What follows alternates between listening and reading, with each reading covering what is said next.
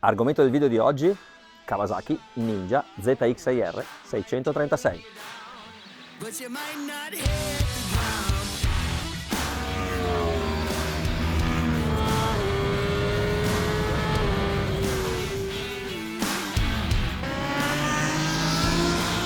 Più che di una novità si tratta di un grande ritorno. Anche Kawasaki, come Honda, ha deciso infatti che i tempi erano maturi per il ritorno delle Supersport, quelle vere. Il primo grande rientro nel 2019 con una versione aggiornata e oggetto di restyling. Poi l'addio al mercato. L'Euro 5 sembrava averla condannata. E invece no, la Kawasaki Ninja 636 è tornata a scaldare gli animi di quelli che amano questo genere di moto, gente che odia il bicilindrico e che trae linfa vitale dall'urlo dei 15.000 giri del 4 cilindri in linea. Screamer, urlatore, appunto.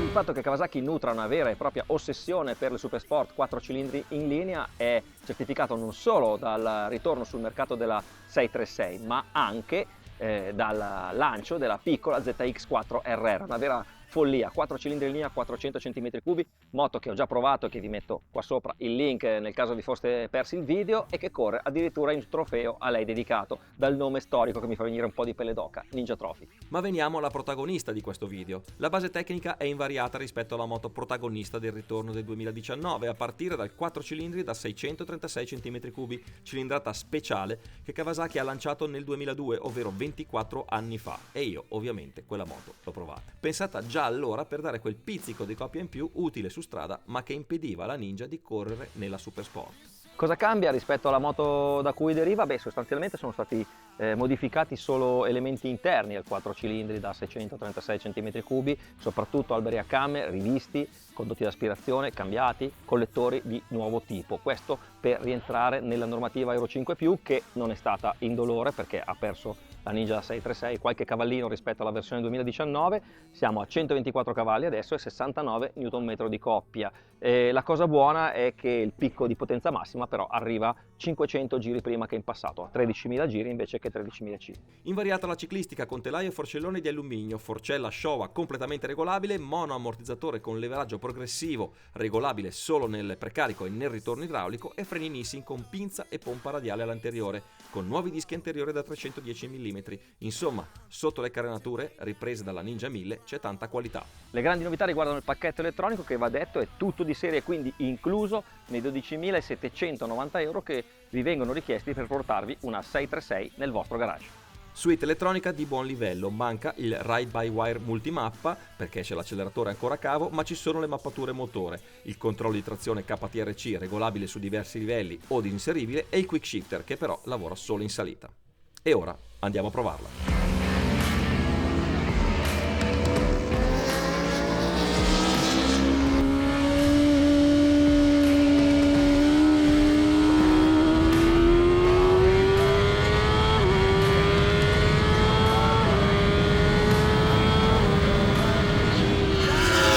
Ok, giornata finita, prova tra l'altro slalomando come sempre tra nuvoloni, qualche goccia di pioggia, un po' di sole, perché ormai non possiamo più farne a meno. E intanto vabbè, ringrazio Fabrizio Perotti che mi ha messo a disposizione la 636 per una prova qui a Misano. Come potete vedere dietro alle mie spalle ci sono tutte le Kawasaki della sua Kawasaki Experience, quindi se volete provare qualche Kawasaki o fare un corso di guida, Fabrizio è a vostra disposizione. Veniamo a lei. 636, un bel ritorno, sono molto contento di averla provata. Devo dire le 600 alla fine erano andate un po' nell'oblio, ma stanno tornando, e probabilmente giustamente, perché soddisfano la voglia di andare in pista in moto con delle moto anche sofisticate a livello di ciclistica, ma tutto sommato gestibili e abbordabili a livello di costi, e abbordabili anche a livello di usure, gomme, freni, pastiglie, tutto quello che è, perché le superbike, come ben sappiamo, vanno tutte fortissimo, danno grandi soddisfazioni, ma poi alla fine della giornata è come se ti avessero pestato, finisci distrutto. Qui invece giri tanto. Parto dall'ergonomia, che è la cosa che mi piace in assoluto di più di questa Kawasaki, mi è sempre piaciuta. È una moto generosa nelle dimensioni, non sembra un 600, sembra quasi un 7,5 a livello di dimensioni, soprattutto se la compariamo con le concorrenti dirette. Il serbatoio è molto largo, ben conformato, ma questa parte consente di toccare molto bene quando si è in posizione, come dicono quelli bravi, di hanging off, quindi di piega, quindi quando si è fuori dalla moto, di sentire molto bene quello che succede alla moto. Ad esempio qui in curva 3 quando dai il gas senti perfettamente la deriva della ruota posteriore perché ti si sposta rispetto al manubrio il serbatoio, quindi tanti punti di contatto, bellissima l'ergonomia della calzata, una moto che permette anche di puntarsi molto bene con la tuta in frenata. Da questo punto di vista qua davvero molto molto bene, non era una novità del resto con la 636 perché l'ergonomia di fatto non è cambiata, manubri belli aperti, l'angolazione della gamba giusta, tanta luce a terra, non si tocca niente con gli stivali, quindi da questo punto di vista qua in pista tutto super bene. Passo al motore, vabbè, ovviamente è un 4 cilindri in linea di piccola cilindrata, un 636, che va fatto frullare di brutto, però devo dire che rispetto per esempio anche alla Honda o alla Yamaha, questo Kawasaki riesce a darti più soddisfazione ai medi regimi. Qui a Misano, beh, ovviamente stiamo parlando di moto di serie, alcune curve riuscivo anche a farle con la terza, magari facendo correre un po' di più la moto, perché dagli 8000 in poi viene il buono, dagli 10.000 in poi viene il buonissimo, il motore allunga fino a 14.000, anzi anche 14.500, cambiato ideale tra i 13.500 e i 14.000, perché poi comunque un pochino di grinta la perde, però spinge su fino in alto, e quando vai a riprendere in mano il gas comunque la spinta c'è, più che con un 4 cilindri 600, i 36 cm3 di differenza inevitabilmente si fanno un po' sentire. Una cosa che mi dispiace è che nell'evoluzione della 636 non sia arrivato anche il gas ride by wire, non tanto per l'apertura, perché comunque la gestione del gas in apertura non è male, quanto nella gestione del freno motore, che qui quando vai a chiudere il gas ovviamente chiude tutte le farfalle e tende un po' a trattenere troppo la moto in determinate curve, per esempio il tramonto o anche il carro 1. Ho ovviato un pochino a questa cosa andando un po' alla vecchia maniera, no? Quando le moto non avevano ride by wire cosa si faceva? Si alzava il minimo.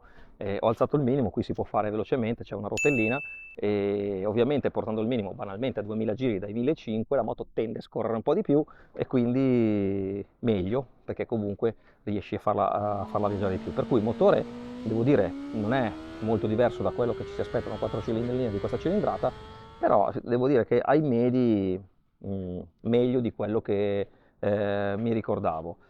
Ciclistica, bene, molto bene la Forcella, soprattutto mi piace in frenata, molto controllata nella discesa, sono andato a intervenire solo pochissimo sulle regolazioni di compressione e ritorno, addirittura all'inizio sono andato quasi troppo in là, quindi vuol dire che c'è margine, e sono tornato un pochino indietro perché la Forcella tende a rimanere un pochino alta, ma più che altro è il mono che tende a far sedere un pochino la moto nelle grandi accelerazioni. Quindi la Forcella a me è piaciuta, soprattutto in staccata, va giù molto controllata, non arriva mai a fondo, consente di sfruttare bene la frenata che è potente e non perde mai di tono, questo va detto perché l'impianto di serie è molto buono, cioè io la leva la tengo sulla posizione più vicina perché ho le mani piccole, non ho mai dovuto allungarla, si stabilizza subito ed è molto potente, quindi Forcella che riesce a accompagnare una bella frenata che ha un limite molto alto considerando l'ABS che è inserito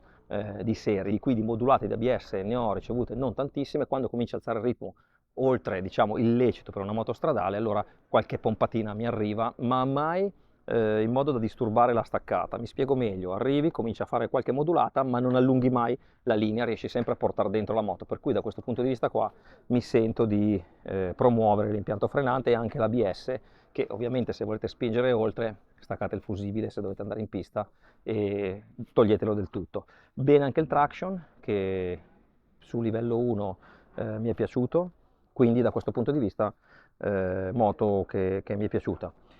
Manca un filo secondo me di bilanciamento a livello di sospensioni perché la Forcella fa molto bene, il mono meriterebbe uno steppettino in più perché la regolazione c'è solo del ritorno, l'ho chiusa quasi tutta per evitare troppi movimenti di ammortizzatore. Detto questo forse c'era da lavorarci un po' di più a livello di precarica per evitare che su alcune curve tipo la curva 3, l'uscita della carro 1, la moto si sedesse un po' tanto e avesse un po' di difficoltà a chiudere la linea portandomi un po' fuori. Però stiamo parlando di un mono di serie, in questa moto noto un grandissimo potenziale che con due modifiche veramente minime, ammortizzatore soprattutto, riesce a essere sicuramente più efficace. Io oggi ho potuto fare solo sull'idraulica, non più di tanto, per cui da questo punto di vista qua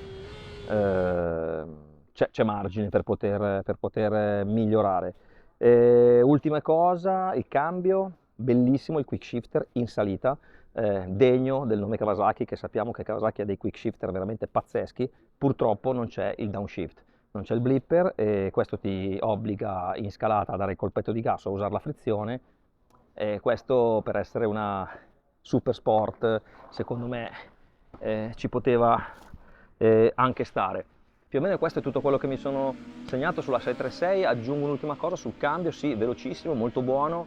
A volte mi capitava di toccare dentro appena la leva, quindi azionare il taglio dell'accensione senza volere, ma è solo questione di regolarsi la leva. Cose che mi sono piaciute, quindi sicuramente i freni che non mollano mai, sicuramente la forcella, soprattutto in frenata, non tanto in percorrenza perché lì tende a stare un pochino alta.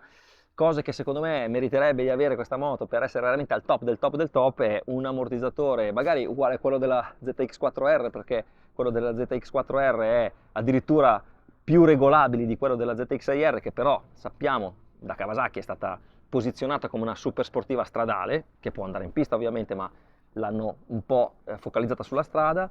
Il ride by wire con il blipper, perché quello completerebbe una moto che ancora oggi ha un pacchetto secondo me veramente completo, con un'ergonomia che secondo me è una delle migliori tra le super sportive attualmente in commercio. Qua sotto nei commenti, se vogliamo parlare di Super Sport 600, Super Sport 636 o quello che vogliamo, o di Kawasaki, chiedetemi pure quello che volete, io sono qua sotto, vi rispondo sempre a tutti e noi ci vediamo al prossimo video.